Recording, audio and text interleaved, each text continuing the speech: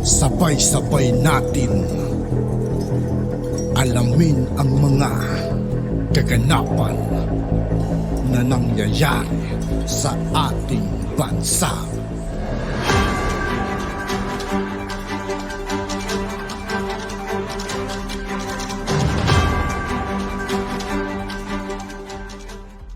Yo, what's up mga kaibigan? This is I2K po again. Ngayon nandito ulit tayo sa channel ni Pinas Trending Now TV. Dito naman ulit tayo magbibigay ng komento at reaksyon. Kaya samahan nyo ako guys. Let's go!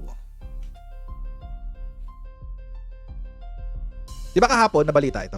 Bakit daw masyadong tahimik si Sara Duterte? Masyadong tahimik tungkol sa issue ng West Philippine Sea. Oo, totoo naman. Masyado naman kasi talaga siyang tahimik. Bakit sa ibang national issues, napakadaldal niya. Pero sa issue ng West Philippine Sea, hindi siya makapag-react. Hindi siya makapag-react. Oo. Ano ngayon nga nangyayari? Jarn, may nag-react para sa kanya. May nag-react para sa kanya. Sino yung nag-react? O, di si Kuya. Pasok pa to dun sa sa influence operations ng China sa Pilipinas. Kasama kaya sila doon? Tahimik sila sa 51 billion daw. Baka mahungkad yung 51 billion. Ano ba kasi nangyari sa distrito mo? Ba't kayo binaha? May 51 billion ka for DPWH pero binaha pa rin kayo. Ang sabi, yung 51 billion daw ay pang flood control projects pero binaha kayo. Anyway. Eto. Pag-usapan ngayon natin to. Kasi nagsalita si Kuya. Si Kuya kasi nag-comment. Brothers love. Sabi ni Kuya, Representative Duterte made a statement in response to questions from Akbayan Party List as to why the Vice President remains silent on issues involving China's harassment of Filipino vessels in the Philippine and the Philippine Coast Guard. So, tahimik nga naman kasi talaga. Sobrang tahimik. Ito sinabi niya. The question on the accusations of Chinese vessels in the West Philippine Sea should be directed to the Chief Architect of Foreign Policy. Yun yun, si Presidente.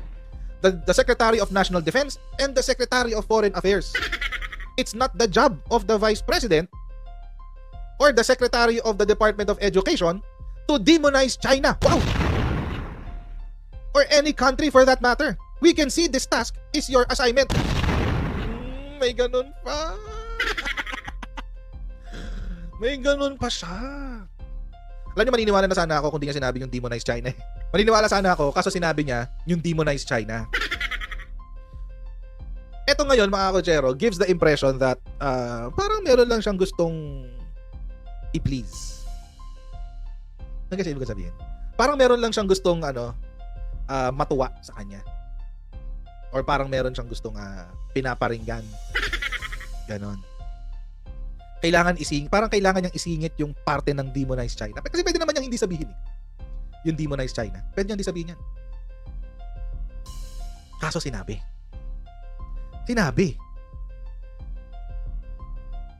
Maniniwala na sana ako na sincero yung kanyang comment.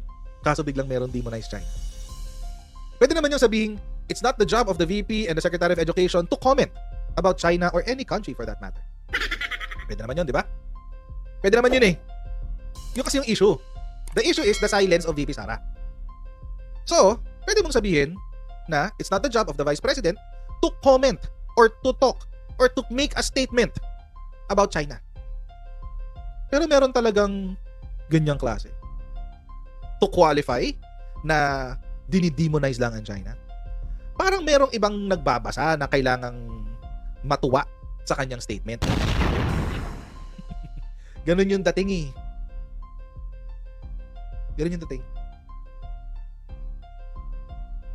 Baka merong gustong i-please, merong gustong matuwa, o baka merong gentleman's agreement. So may obligasyon, kahit naman hindi legal, or when I say kahit hindi legal, ibig sabihin, it's not a contractual obligation. Diba? Si Pulong naman. Ba't naman ganon? Nag-comment ka tungkol sa kapatid mo, 51 billion, di mo pinapansin. Diba? 51 billion, ni-snub mo. But anyway, alam nyo mga kochero, ito yung defense mechanism. Ito yung automatic defense mechanism ng mga pro-China politicians pro-China advocates kapag gusto nating maging responsive o gusto nating pagsalitain si VP Sara tungkol sa comment siya sa West Philippine Sea. Parang pinoprotektahan siya ng mga kaalyado niya at pinipigilan siya mag-comment. Parang gano'n na nangyayari. Oo, syempre, when we talk about policy, we need to hear from the President, who is the Chief Architect of Foreign Policy. Yan ay nasa desisyon ni Justice Leonin sa, ano bang pangalan nun? Ang dami nun eh. Pangilinan, Drilon, Pangilinan, Ontiveros, De Lima, Aquino versus Executive Secretary versus Medialdea yata yun. Parang ganun yata yung title nun. So yun ang sinabi niya dun sa decision na yun, na the Chief Architect of Foreign Policy is the President. So kung usapang polisiya, oo, tatanungin natin si Presidente. Pag tungkol sa ating defense posture, ang kakausapin natin si Department of National Defense. Policies on our defense posture, on the next steps, etc. etc. Sa Secretary of Foreign Affairs naman, when we're talking about yung geopolitical implications, yung epektong geopolitical ng conflict sa China, syempre, Secretary of Foreign Affairs ang kakausapin natin dyan. Walang problema dun. Gets ko yun.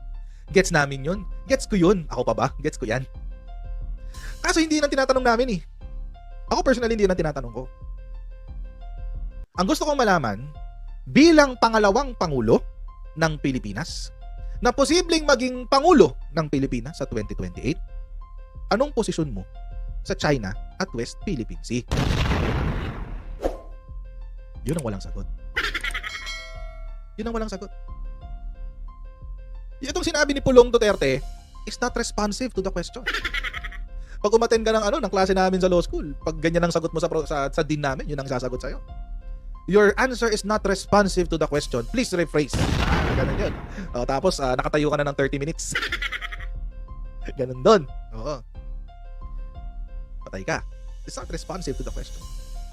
The question is, as a Vice President, elected by the majority of Filipinos, what's your position on the Chinese attacks on our Philippine Coast Guard and Philippine Army? Philippine Navy, AFP. At why are you talking on her behalf?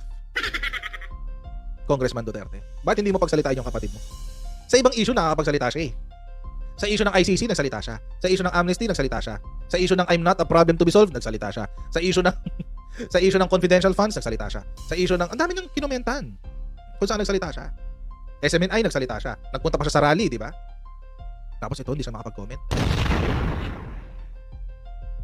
Or are you playing us for fools? Nag-umpisa lang naman lahat to. Babalik ko lang sa ulit. Kaya kanina sinabi ko yung kwento ng tawag dito.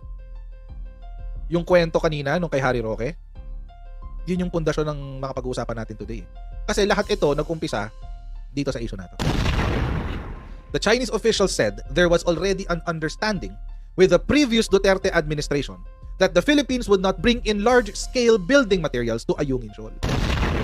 And alam naman natin na sobrang laki ng pagmamahal ni Digong sa China. Now that we're having a conflict with China as far as the West Philippine Sea is concerned, how are we going to be sure na kayo bilang pamilya ay pro-Philippines? Kasi lahat kayo eh. Lahat kayo pro-China.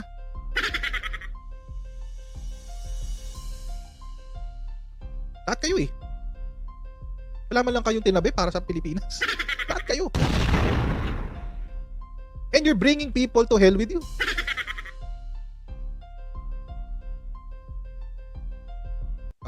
Yung usapan kay Harry Roque. Dito naman lahat yan nakasabit eh.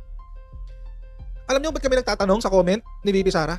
Ako personally, I'm not sure sa anyone, pero ako ang motibo ko, gusto ko malaman talaga ang posisyon niya sa West Philippine Sea at sa China.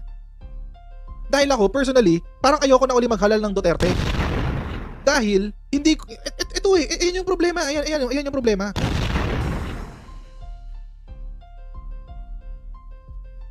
Ayan yung problema oh. Parang may vested interest kayo sa China eh.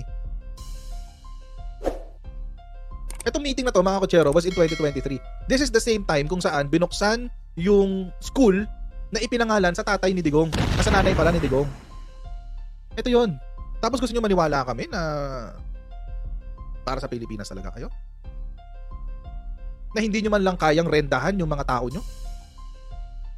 Kasi alam nyo mga kutsero, pwede lang pigilan yung mga DDS mga DDS vloggers, whatever. Pwede naman lang sabihin kahit statement lang.